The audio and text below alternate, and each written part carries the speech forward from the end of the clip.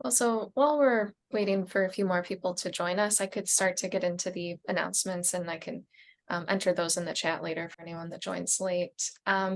So just start, this is our last class. And if you've missed a session and you wanted to receive the certificate, just a reminder to go back, watch the recording, and then write a paragraph about summarizing what happened in the class, what you found interesting, any questions you might have. And then if you could just email me that paragraph by May 12th, we'll be printing the certificates in mid-May. And I'll just put that, that's also on our Energy Academy webpage, so I can just add that to the chat if you wanted to review that again. And as one more announcement before we begin, we do have these energy efficiency games available to be borrowed. We are pretty much booked for Earth Day weekend.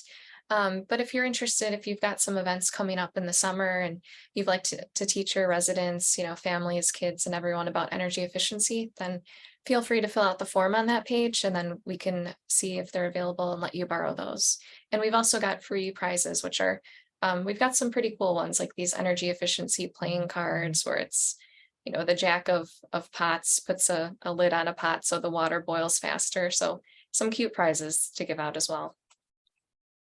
Oh, and Edith, yeah, you got yours right there. I haven't opened them yet, but they're pretty clever. So when they're gone, and the grant funding ends June 30th. So. Okay, Mayor Burns is on the way back from Springfield. Thanks, Liz. So he will not be joining us for the introduction, but is with us in spirit. And so with that, let's turn it over to Mark. Anything else, Cheryl? Oh, okay. Great.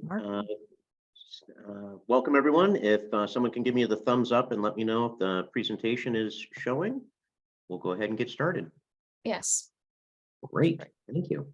Again, welcome, everybody. Last class, we'll still have these follow-on sessions, and we're going to have announcements about that. But today's session is municipal role in energy efficiency. So we're going to look at a number of issues related to energy efficiency programs and funding and kind of all those types of issues. We're going to do a little bit less of a technical dive. Last week we did renewables, and we're able to kind of lift the hood a little bit on the technology side. On the energy efficiency side, there's so many technologies, it's really hard to do that and cover everything. So we're going to deal more with like money issues today, but no math. So we're all set there. We'll just have a few announcements on housekeeping. We'll go over our readings and website of the week. There's actually some pretty interesting things here for you, very timely. And then the lecture about energy efficiency, and then a discussion open at the end. As always, please use the chat. Cheryl and Edith will curate the list, and we'll have time at the end to go through questions, have a little back and forth, and get everybody on their way for their Thursday afternoons. So had the announcements already. We are going to have 10 hours of time available to dig deeper into specific topics. Some of the topics that seem to have the most support currently are talking about smart grids, microgrids, franchise account management for municipal accounts, and then the new federal energy incentives. We'll be talking a little bit about federal energy incentives today, but if people want to do a deeper dive, by all means, let us know which of these or other topics you feel would be most beneficial. The objective here is to provide more in-depth background on these items, then to move forward with a more detailed plan or an overlay of a plan that municipalities can adopt to then move into actually deploying on these types of topics. So if you're interested in energy efficiency technology, or you want to talk about renewable energy purchasing by your municipal for your municipal facilities, those are all fine too. We have the time, we want to make it of value to you. And the idea here is, instead of being general like the courses we've done so far, we want to make these narrow and move them towards an action point where municipalities that are participating can walk away with something that's very practical and applicable. And then, as always, if there's any recommendations that you'd like to share just generically, please let us know. Maybe we'll be doing these types of courses in the future, and your feedback would be very valuable. So last plug for that. So talking about resources, this has been an interesting couple of weeks for energy, both regionally and within the state. So within the in the state, there is an ongoing proceeding at the Illinois Commerce Commission called the Renewable Energy Accessibility Plan, REAP. And in that case proceeding, one of the interveners submitted a report called "Decarbonizing the Illinois Grid: The Role of Natural Gas-Fired Peakers Under CEJA." And that was a study conducted by a firm called PA Consulting. PA Consulting's been around for a long time. I've engaged with them. They're very credible.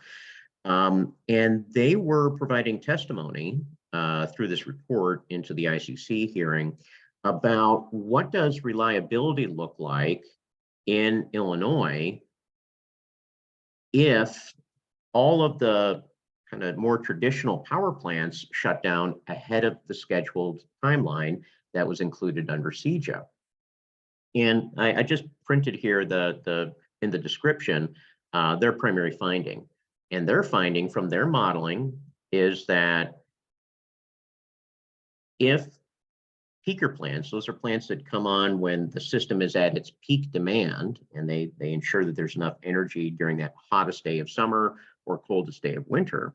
They state that if those power plants are excluded from operation, meaning that they can't operate in Illinois anymore because they are emitting carbon, then ComEd's region would experience 11 days a year with brownouts or blackouts due to insufficient energy supply. So that was really kind of eye-opening, because we've heard more generic warnings from PJM. And over the longer term, they've indicated that we need more generation coming into Northern Illinois, but this is probably the most specific of the observations or the study results that I've seen so far, indicating that the transition towards a zero carbon power sector in Illinois may see some bumps in the road.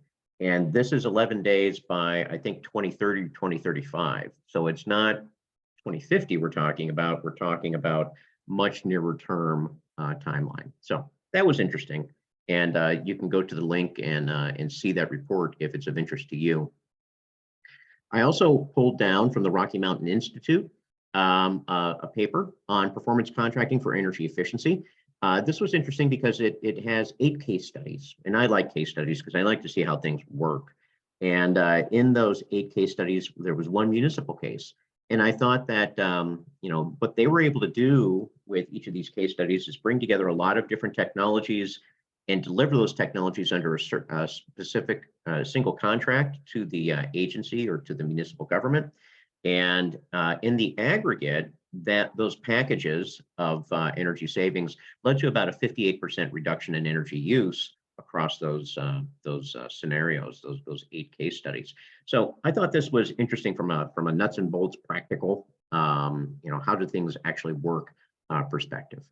Then the last reading that you can access or not, we're not grading on that, but if you wanted to see what local municipalities can do regarding benchmarking policies. This is energy benchmarking policy specifically. US EPA has a toolkit that walks through the process of guiding how a municipality can consider, develop, and implement its own energy benchmarking and reporting process. So a number of large cities have energy benchmarking in place, New York, Chicago, and several others. But I felt that this toolkit might be of interest to some municipalities who are going to work along this continuum of, okay, well, let's control what we can control, right? and then what can we influence, and on down the line. And energy benchmarking might be one of those measures that a municipality can undertake to promote energy efficiency within their commercial or residential sector. So again, click on the links, and there might be something there for you. Hopefully we've cut down on some of your research time by providing these over the various courses.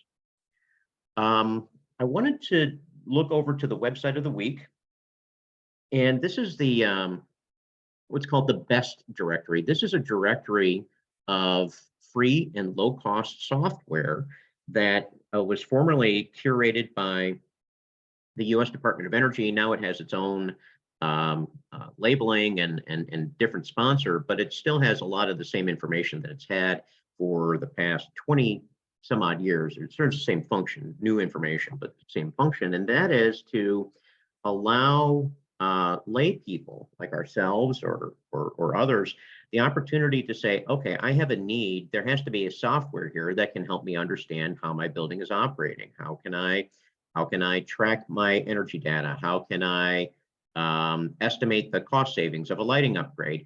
How can I track compliance with codes? Well, that's what the BEST tool directory does. And in the directory, you've got this search bar, and you can click on and narrow your search. There's about 200 software tools listed here. Many of them are no cost.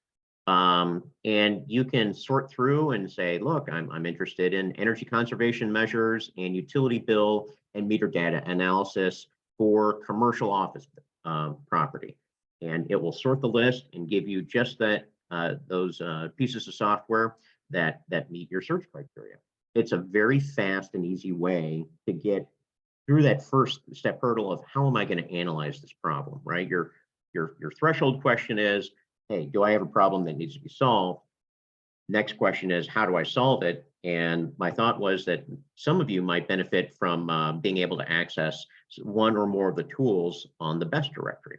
I use it myself, and have found it to be very helpful over the years. It cuts down on a lot of my idle search time trying to find that piece of software that someone has already thought their way through. So I hope that's helpful.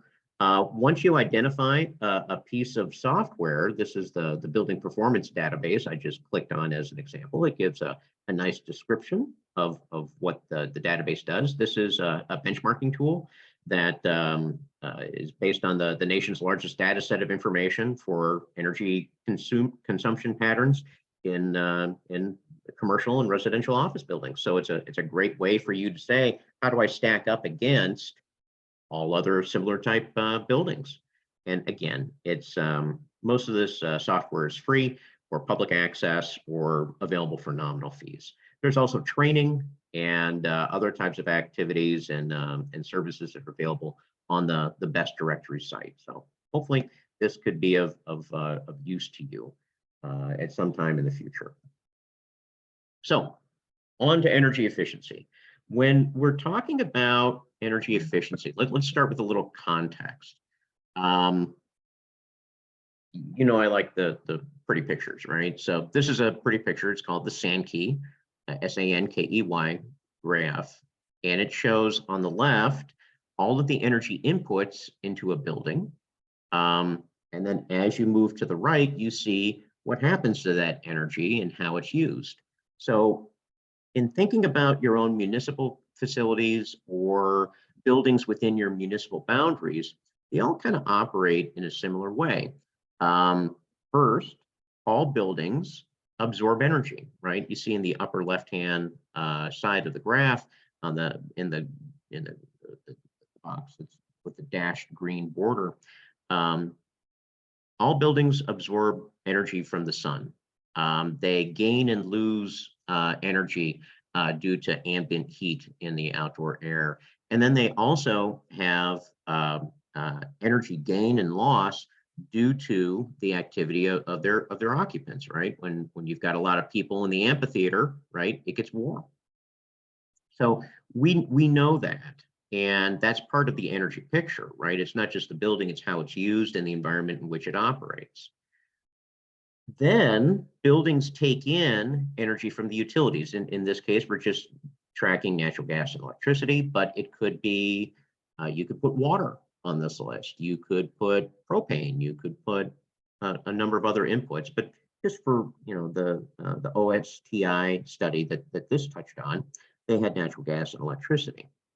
Well, then those utilities operate or are used to operate machinery or systems within the building, and that's in the purple outlined area here. And you've got, going from left to right, air handling units, AHU, and mechanical ventilation. You've got boiler, you've got pumps, you've got, moving off to the right, you've got lighting, interior lighting, exterior lighting. You've got other equipment, copy machines, fax machines, all that type of stuff, computers. Moving further off to the right, you've got cooling systems, right? That are all operating, using and converting that natural gas and electricity into something more useful, right? You might recall early in our course, my contention has been that very few people actually buy natural gas and electricity. What they're actually buying is what natural gas and electricity do for them: heating, cooling, lighting, operating our computers, charging our phones. So we've got this picture getting a little bit more complex. And then lastly, in the context of the heating, cooling, lighting, plug load, all the things that are going on in the building, there are losses or inefficiencies that impact our environmental controls, and those are outlined in the red, right? You've got air infiltrating, air infiltration. You've got windows that allow sunlight in and also heat, and they also allow heat to escape. You've got exterior surfaces that reflect light and heat and sometimes absorb it. You've got losses through inefficiency and leaks within your mechanical systems, right? You lack insulation, you lack sealing. So every building has all of these points of play, right, and variability. But when we're talking about energy efficiency, what we're really talking about in the aggregate is reducing passive gains, right, the green box, increasing outputs from the building systems. That means having more heating, cooling, lighting coming from less electricity and natural gas. That's in the purple box. And then reducing system losses in the red boxes. So energy efficiency sounds really simple. We'll use less, but the way you get there depends on how your building's operating, its environment, and who's occupying it. So those are the building systems, right? And so this is a little bit more complex maybe than simply turning the lights off. Turning the lights off is great, but there are other things that can be done. What gets done is usually driven by economics. So energy efficiency economics are driven by the different types of costs that you experience on your utility bill. So here's a ComEd bill. You've probably seen more than one of these over time, but what we're really looking for on the bill, this next slide, are the charges, right? I'll click back up real quick. The charges all fall into these three buckets down here, right? Electricity supply services, delivery services, and then taxes and other. When we're talking about energy efficiency, it's fairly common for contractors to say, oh, well, your average cost for electricity is 10 cents a kilowatt hour. Well, maybe. When someone gives you that average number, what they're doing is they're getting a total of all of your charges, the $164, $116, and the $52, and dividing it by the number of kilowatt hours that are on the bill. And that's an okay way to do it. But if you want to be more accurate, you need to make sure that when you're running such calculations that you understand that no matter how many times you turn off the lights or how you adjust the thermostat, you're never going to impact certain charges on the bill. And in the red box here, you've got what are some fixed charges on your bill. Your customer charge and your standard metering charge probably aren't ever going to change due to how you use your energy, unless you increase or decrease the total amount of energy that puts you into a new rate class, in which case each rate class has its own customer charge and standard metering charge, and you'll be charged those new fixed charges. But on a month-to-month basis, this isn't going to change. You're always going to pay those charges. And out of the $116 for delivery services, you've got $22, more than 10% are fixed charges that aren't going to change if you improve your efficiency of your building. So you need to be a little bit more granular in what it is you're talking about doing for energy efficiency as it relates to cost. So what do you do with energy efficiency? Well, you're using less energy typically. So in theory, with more efficient lighting, more efficient equipment, better use of your systems, you should have fewer kilowatt hours or fewer billing units that are on your bill, before and then after, or after than before your energy efficiency project. And it's nice that ComEd tracks this. You can, with your account number, get up to 24 months of backward-looking data, monthly consumption data from ComEd. And tracking this is going to be very useful because you want to see that your energy efficiency reductions have actually, met your goal, and then translate that into cost savings. I think that one thing that municipalities need to understand is that these billing units flow through all three buckets of charges on that ComEd bill. So it's not only your electricity supply, but also some of your delivery services are volumetrically set, not just fixed prices, or fixed charges like the customer charge and standard metering charge, but also distribution facilities charges and the Illinois electricity distribution charge. Then there's a lot of your taxes that are based on the volume of electricity that you use. So if you reduce your kilowatt hours, you're going to reduce your total charges because lower units times the same unit prices will yield a lower total cost. One other thing to bear in mind is that for your larger buildings, you have a charge here that is not kilowatt hour based, which is the volume of electricity you used, but instead it's based on your peak demand within the billing cycle. So at some point during this monthly bill period, the peak demand, the maximum demand flow of energy into this building for this account was a little bit over 10 kW, right? So for 1 hour, demand got to 10 kW. If you multiply that 10 kW times the unit price, you get your distribution facilities charge. This is relevant because it depends on when you hit this peak. If you hit the peak during the middle of the day, right, on a sunny weekday afternoon when it's warm out, well, that means that most of your peak demand is probably being driven by lighting and cooling, right? Because those are the things that you're going to be using in the middle of the afternoon on a warm day. Well, that might give you a clue in terms of where you should be looking for your energy efficiency, because even though a lighting retrofit and air conditioning retrofit or energy conservation measure might reduce the total amount of electricity that you're consuming during the month, which is good, those also will disproportionately reduce your peak demand. And as you can see, the charges for demand are fairly high in this example. So that might be where you want to prioritize your energy efficiency planning. It's that it's not saying that other energy efficiency measures are not worth doing. It's just that some might be more valuable based on how you use your electricity. Which takes us to the barriers. Why don't we do more energy efficiency? We've heard from a lot of advocates, policymakers, and the utilities themselves that energy efficiency is the most affordable way to gain sustainability goals. But yet there still seems to be a lot of projects that don't get done. Well, why don't they get done? Well, here's three that I've observed. And a lot of my experience is, I know that in my recent consulting past, I focus more on power generation and contracting for renewables and things like that. But in my former life, when I was at University of Illinois and at NICOR and at 3M, ahead of that, I worked in the energy efficiency field. And the barriers then are the barriers today. First one is data. I'm not picking on municipalities here. So these comments are generic to all consumer groups that I've ever worked with: federal government, hospitals, office buildings.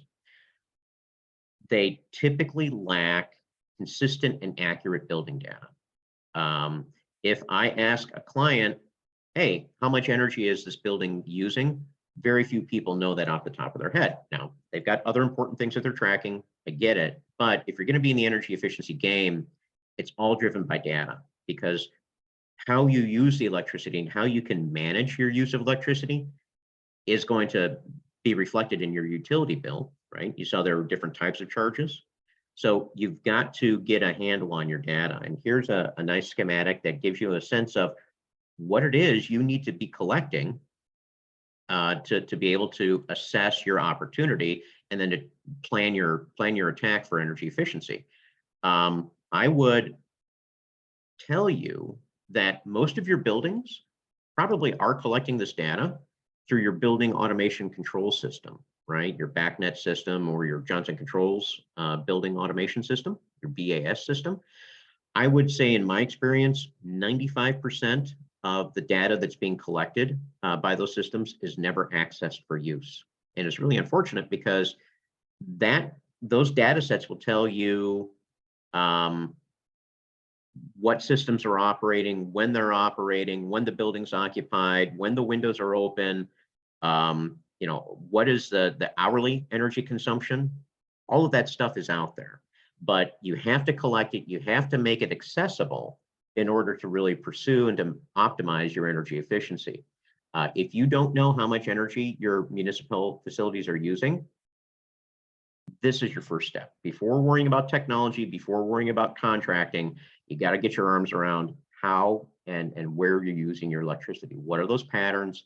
And if you need some suggestions in terms of how to do that beyond a spreadsheet, let me know. There's some good freeware out there, but this is essential. You have to do this.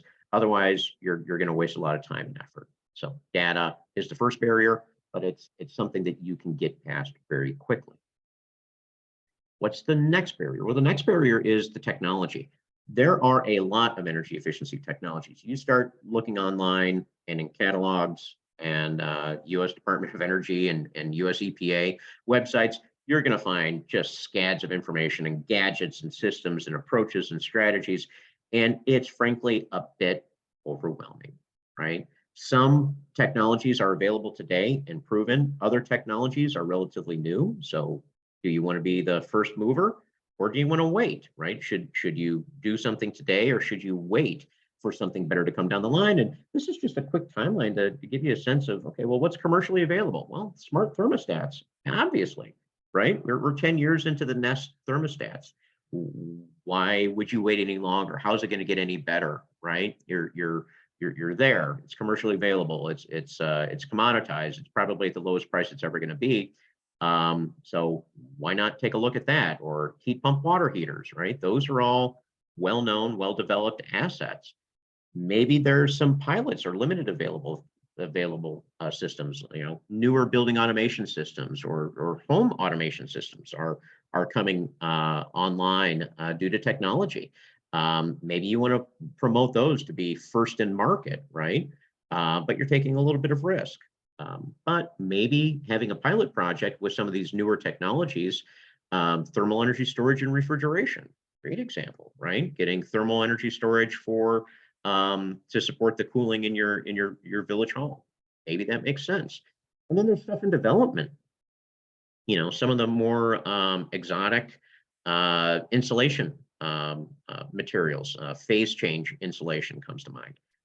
Maybe those aren't quite ready for prime time, but they may be available in the future, and perhaps they're going to have an application for your buildings, municipal level, or your residents.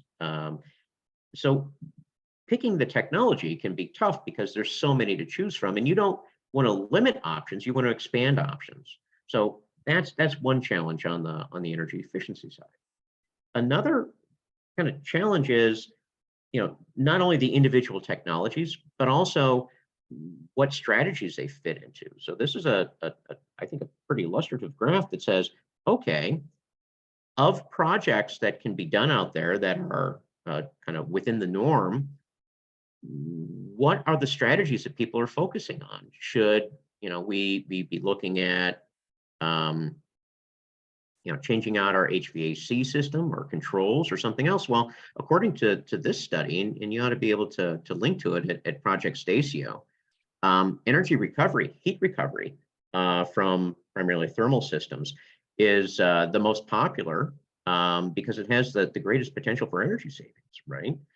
Lower power density for your energy consuming systems, reducing the power density on your plug-in load, right? These are things that might not be easily equatable or something that you would immediately say, we need to focus our energy efficiency in these sectors because they're kind of out of sight, out of mind, right? We know about chillers, we know about furnaces and boilers, we know about windows, we know about roofs, but this is another challenge is that technically there are better energy efficiency options for those systems that are out of sight, out of mind than the things that are a little bit more obvious, right? So that's another barrier. We have to be mindful that there's a lot of options out there that we need to consider.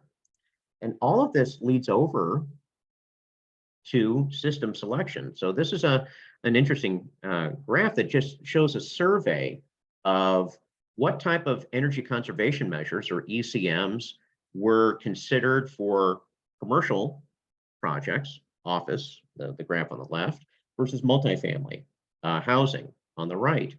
And you see on the vertical axis, what was the adoption rate, what was popular, what was recommended and then pursued by the customer versus the payback range. So some of these projects you can see in the office example, the lower the payback, the greater the likelihood that the project was going to get done, right? So lighting, motors, ventilation, distribution systems, kind of the no-brainer, right? The very quicker payback projects get adopted more frequently. But you also notice that there's some longer-term payback projects that get adopted as well. Cooling system, domestic hot water, heating systems, building envelope. Those are long lead time projects that take a long time to pay back from an energy standpoint.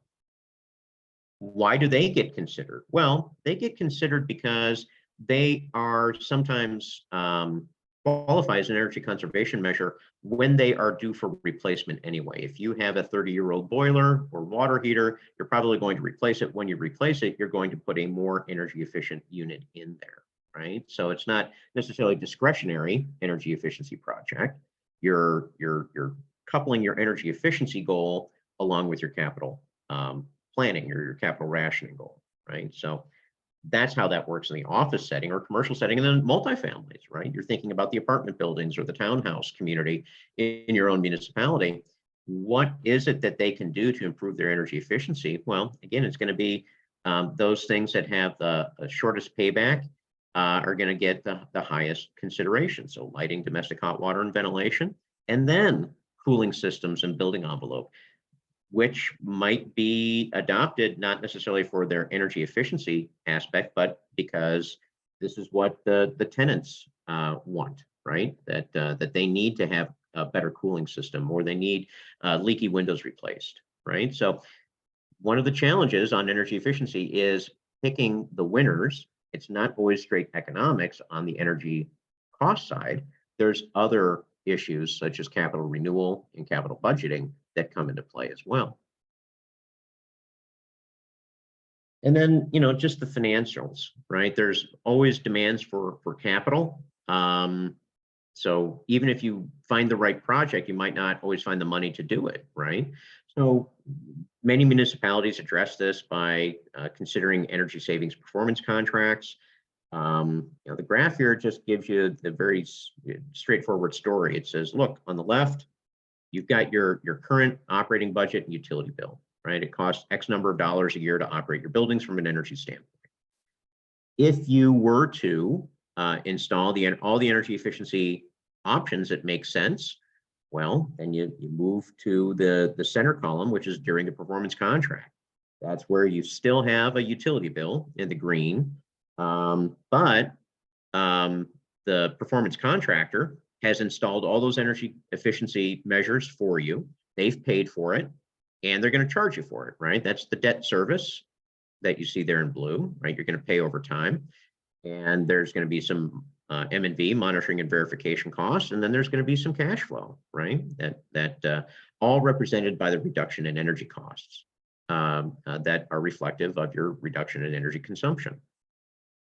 Once the contractor's been paid off in a performance contract, then you get to the third column, and that's where all of the cash savings, all the cost savings associated with your reduction in energy consumption are retained by the municipality. So this is just a way of overcoming that financial barrier that always is going to be a challenge in municipal environments, because there's always a better thing to spend your money on, right, than new lights or a new boiler. A lot of times, those systems only get replaced when they get broken. And from an economic standpoint, probably not the right way to go, but that's how things work when you're lacking the technical and financial resources to select and deploy those projects. So what else can you do on the financial side? Where is the funding for energy efficiency? Most of it, I think, you're going to find from the local utilities that serve the metropolitan area here. Each of these utilities, going from left to right, ComEd, NICOR, Peoples Gas, North Shore Gas, have energy efficiency programs. They're required to do so by state statute, and they tend to refer to them as the Energy Efficiency Portfolio Standard. They run in program years. And all I've done here is I went back and pulled the budgets or the confirmed spending for each of those utilities programs, EEPS programs, going backwards and then carrying them forward through 2025, which is their current planning cycle goes through that period. And if you already knew this and this is not news to you, great. You're more plugged in than me. I like to think I pay attention to this stuff, but I've lost the thread on this. I was really surprised that the ComEd budget for energy efficiency since 2008, when they first started, going through 2025, was going to be a little bit more than $4.6 billion spent on energy efficiency programs. NICOR at 613 million, Peoples Gas at 358, North Shore Gas at 57 million. And then in total, this doesn't include the downstate utilities, right? This is just Northern Illinois, about $5.6 billion of utility spending on energy efficiency. And you might say, wow, that's a lot of money. Why would the utilities want to spend money on energy efficiency? Don't they want to have more energy flowing to customers?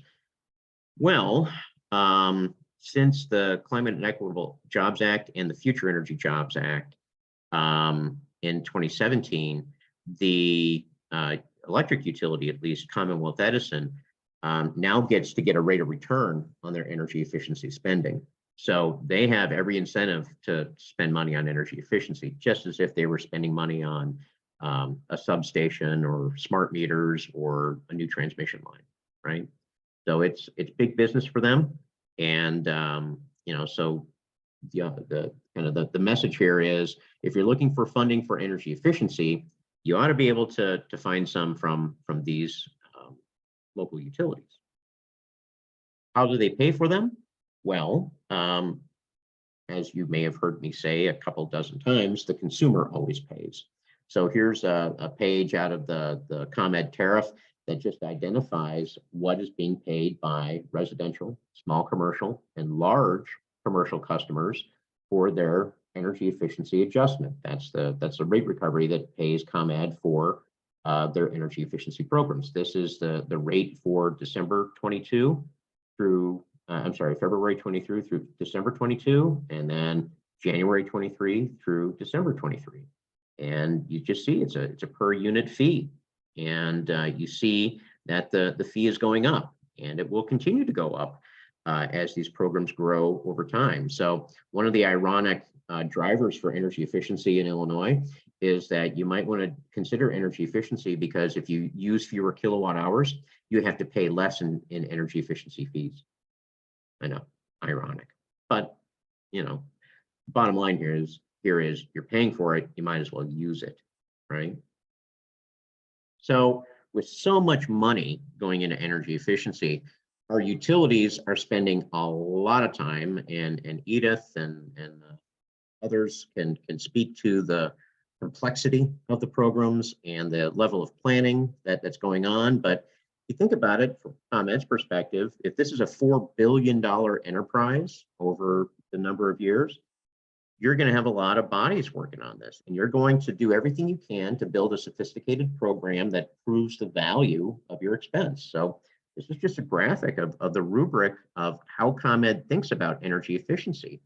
So they think about it in terms of what's available today, what's going to be available tomorrow, and then what has to change in the future. What is the what is the next cutting edge type activity? And those are the rings of the donut here, right? The development stage. And then you've got the 4 sectors that they're interested in serving: residential, income eligible, cross-cutting, across multiple sectors, and then commercial industrial. Most municipalities are probably going to fall into this commercial and industrial sector. And you see then I put their key over here in terms of, are they looking at project or is something in development? Those are the sizes of the circles. You've got the shapes, the triangles showing market transformation, electrification in the squares, and then cross ComEd partnership. That's ComEd partnership with the gas utilities.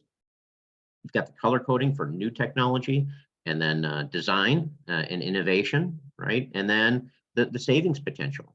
So this is more than simply coupons for LED light bulbs at Home Depot, right? There is a heavy duty level of planning and sophistication going on here. I'm not saying it's always right. I'm not saying it's always perfect, but I'm saying that there is a significant investment of time and resources in this sector by the utilities, ComEd just being one of those. So very quickly, just to give you a sense of where does the money go, here is the I'm sorry, I think I probably had this listed as NICOR, but I need to correct that for ComEd, so I'll make a note of that. Sorry. But 44% of the EE budgets this year, or in the most recent year, went to C&I, commercial and industrial programs in the private sector. Then 12% went to public sector, right? Then in the green, we've got residential market programs. We've got income qualified programs. Those are for low to moderate income households, and then 1% for market transformation programs. So you see that there is money there for public sector. We have NICOR's budget, a little bit more detailed. So they've got business energy efficiency rebates, they've got custom incentives, they've got small business new construction, and then strategic energy management down here at 4%. And then all the rest goes into the residential sector. On to North Shore gas, kind of the same type of allocations. On the non-residential side, commercial and industrial at 27%, small business at 10%, public sector at 10%. And then a significant amount of their funding, 23% for income qualified, which is a major driver from C. Then we've got People's Gas with an even greater emphasis on income qualified. You see fully 49% of their budget going into the income qualified sector. So another element here, and I'll maybe prevail upon Edith very quickly, or Cheryl. My sense is that these programs, despite all their planning, every year they seem to be scrambling. The program managers tend to be scrambling a little bit to spend all their money. That it's not necessarily true that these programs are always oversubscribed. Edith, can you comment on that, or maybe my information is a little dated? Yeah, I may not be able to comment on sort of the availability of funding at the end of the year. It does seem that it's mercurial. And I should have waited to see if you'd spit out your drink when I used that term. What we find, and just to take one example of these programs, there is, we've done a lot of work at the low income energy program. So we had understood they were distributing kits, low income energy efficiency kits, and it's a box of stuff that anybody can install in their home, and they were having difficulty distributing them. And then so we pitched in, distributed them very successfully through a few targeted low-income municipal partners. And then they were shut down because now that's going too fast. So, more to your nod on complexity rather than them saying, hey, we're really short on these projects, help us out here. It does seem that they want the help and then maybe not. I don't know, Cheryl, if you wanted to add anything to that. Yeah, I would agree that, yeah, it seems like there have been certain programs that when we've promoted it heavily, the kits also, NICOR has these free weatherization and water saving kits. A good thing to tell residents about for Earth Day. When we had promoted that one really heavily, then I think they said they were almost out of them and they didn't have any left. So yeah, that's kind of what we've seen. Mm-hmm. I mean, they spend a lot of money to get, enrollment in the programs. I can underscore that is that it's insane how much money they are spending to get people to take their money. If I can endorse that idea. And that's not anything new. I think that goes back years. I mean, I think ever since the beginning of when they started doing it. And again, it's not a criticism; it's just an observation that maybe a role for the local municipality is that you're more trusted than ComEd or NICOR or Peoples. So if it's good for your consumers to have access to these funds, they might need your assistance in understanding that the funds are available. Mm-hmm. I do have a comment that I was going to ask you, but I'll wait till you get through. It depends on whether you want me to interject here or wait Sure, until go you're right done. ahead. Go right ahead. So kind of, if you could go back to the slide on this concentric circles of their market development and those types of programs. So we've actually dabbled a little bit in stretching this and helping to explore utility programs, and it's a good place to be. One of them that's been a tad frustrating for us because it was initially funded, and you might have here the emerging technology program. Mm-hmm. Which is right? Is that where the ComEd particularly would be looking to what's the next? How do you push that circle out? Right? What's the next program? So we were initially funded to expand the municipal role in residential energy efficiency, and then not.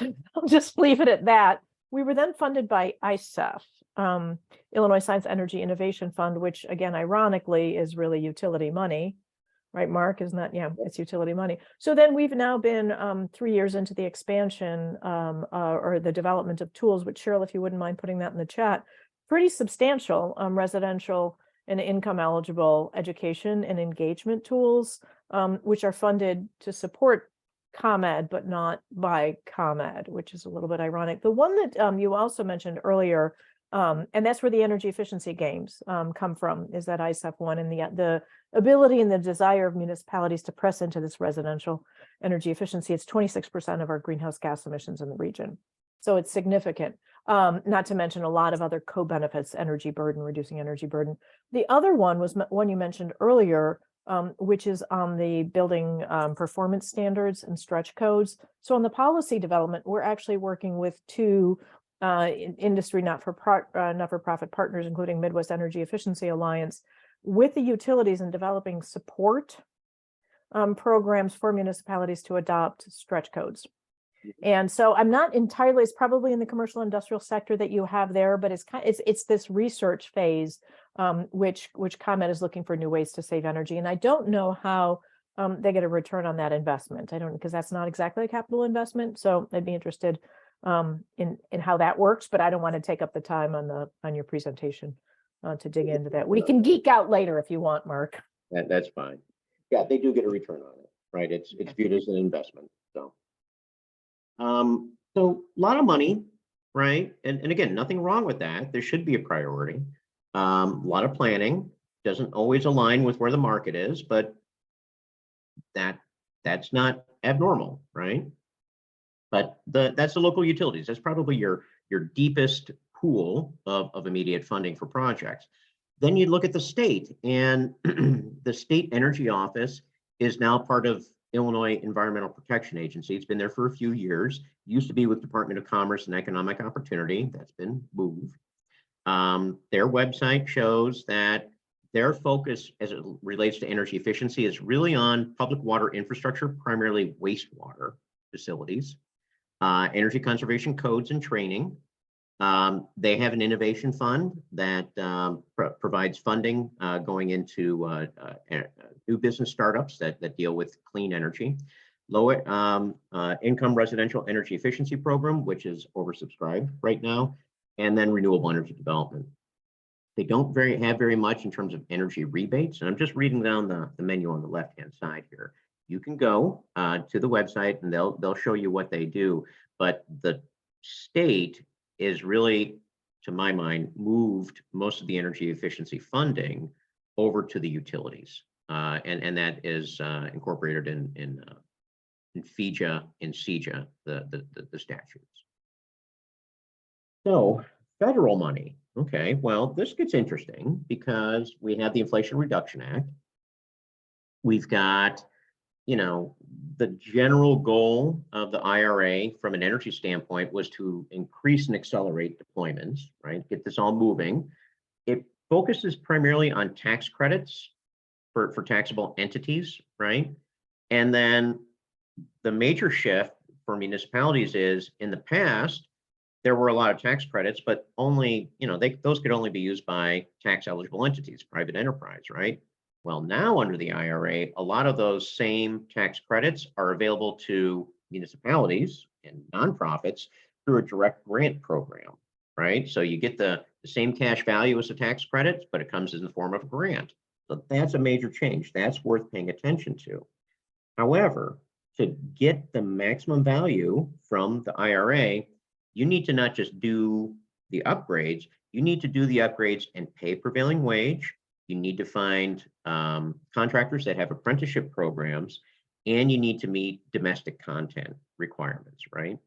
That's how they've set it up. They've said, yes, everybody can get access to the tax credits, but you have to meet these additional goals to get the full tax credit. So kind of a string, right? They'll give with one hand and they'll take with another, but in the end, it's over $300 billion going towards energy activities over 10 years, right? It's a lot of money, and you see here a lot of the categories. So the ITC and the PTC are the big ones, right? ITC is investment tax credit. That's the tax credit that's paid mostly for solar projects. The PTC is a production tax credit. That's the tax credit that's used primarily by wind operators, wind farms and hydro, and then other green energy tax incentives. Those are a lot of research and upfront incentives for new technologies. So a lot of renewables, but there's some interesting things here on the energy efficiency side.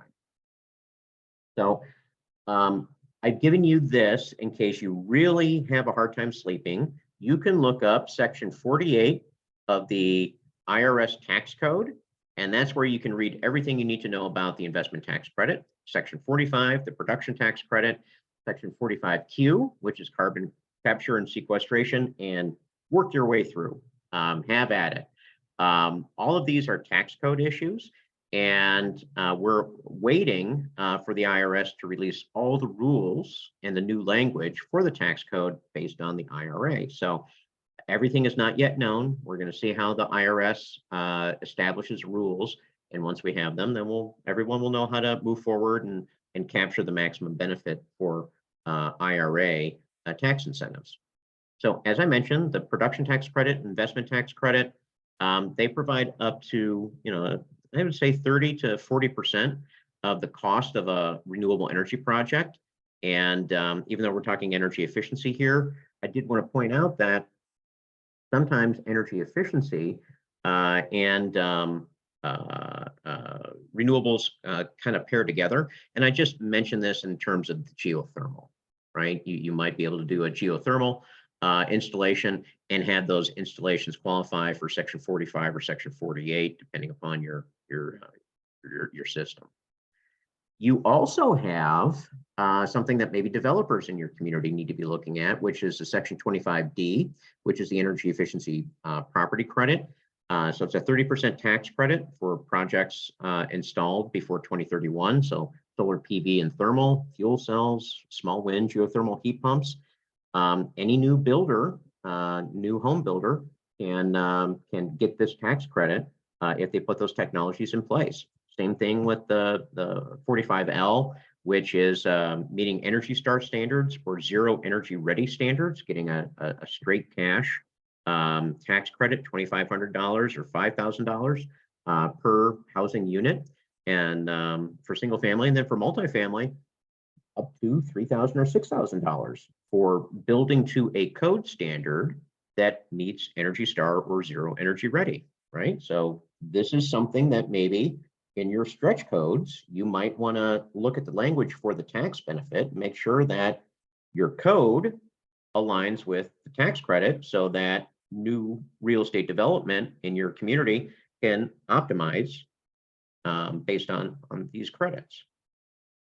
Here's something that I think is really interesting. I'm working on a project right now for some commercial real estate interests to maximize the use of the 179D. I'm not going to read all this to you, but the basic game is 179D has been around for a long time, but now it's been supercharged. What it has said is in the past and currently, look, if you have a commercial office building, even a school or village hall, if you invest in energy efficiency such that your energy consumption drops 25% below the original design standard of that building, so if the building was built and occupied in 2000, if that was built based on an energy code that was in place at the time.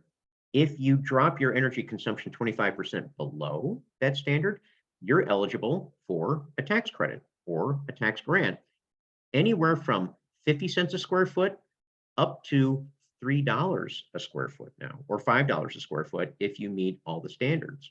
You can come back and get the credit again in 3 to 4 years if you do additional efficiency work. So this can be a very good way of being able to pay for your energy efficiency projects. You get the grant after you do the work, but if you can do the math and meet the standard, this can be exceptionally lucrative, and it can be a very good source of funding.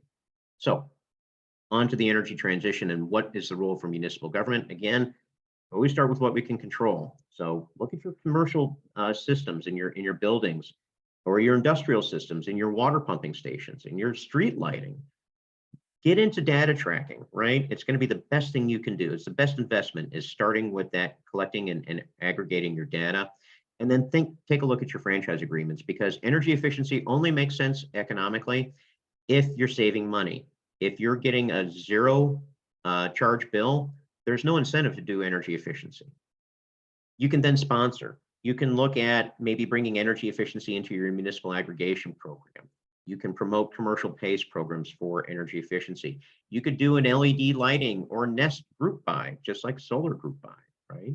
Or you can help the municipality. The municipality can step in and promote the utility programs through messaging to your populations. And then influence. We're back to code requirements and benchmarking studies and your development agreements. So all of these things are part of the list. My contention is start with what you control first, right? Yeah, those are the good training wheels. Those are the things where you don't have a lot of risk. Then move on to the others. But you do you, and hopefully you can put a good team together and pull some good results. Key points are here. Energy efficiency is great. It works. There's some data, technical, and financial considerations that you need to work through. But once you've got those mastered and you have a plan, you can move forward. There's a lot of funding available. You need to optimize that funding. It's going to become somebody's full-time job to figure all this out. But you can get there, and it's going to be worth doing, and it's going to demonstrate your commitment on the sustainability side, as well as the economics, right? It's good governance to not use more energy and pay for more energy than you need. And then incentives, capital costs, and avoided long-term costs are how you justify energy efficiency on its own. And hopefully this has been helpful to you. I appreciate your time, both for this class and all the other classes that we've done. And hopefully we can have a little bit of Q&A time, and maybe we'll see each other in some of the follow-on sessions. So thank you very much.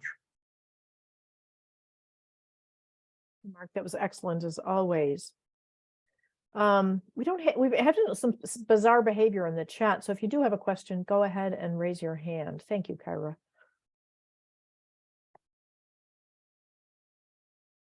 Or come off mute and just go ask it. We're a pretty small group today.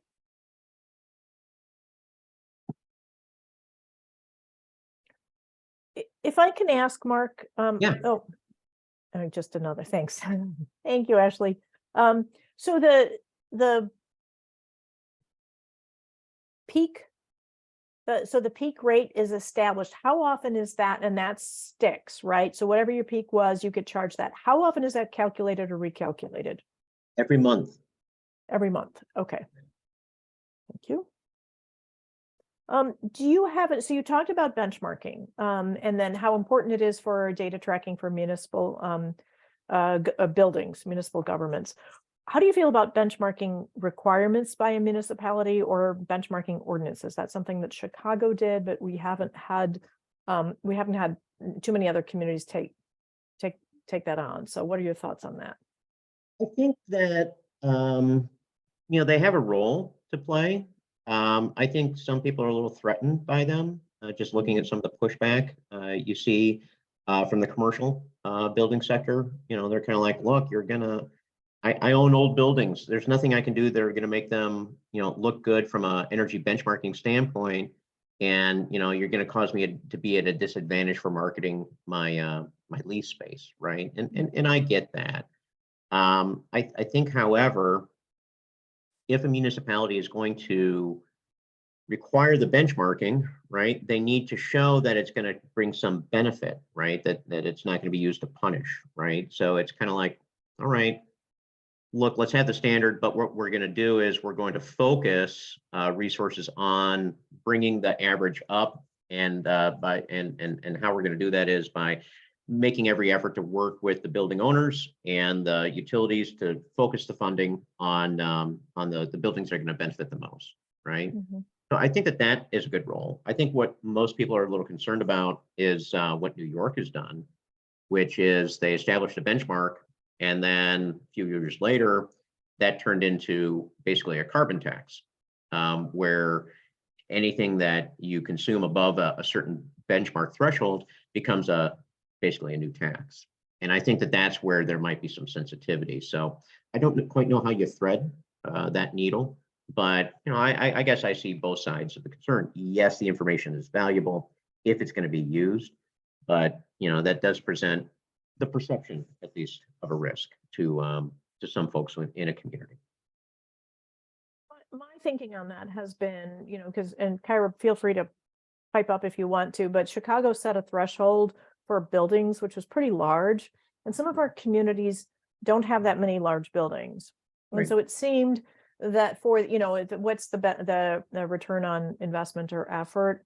If you only have a couple of large buildings in which that benchmarking is going to be an effective measure, then is the legislative sort of the ordinance approach the right thing to do? Do you want to be regulatory about it, or is it something that could be a little bit more of a partnership when you talk about the communities that are most of our suburban communities? Is really what I was thinking, is that we may not have the same effectiveness at a regulatory level for the smaller communities.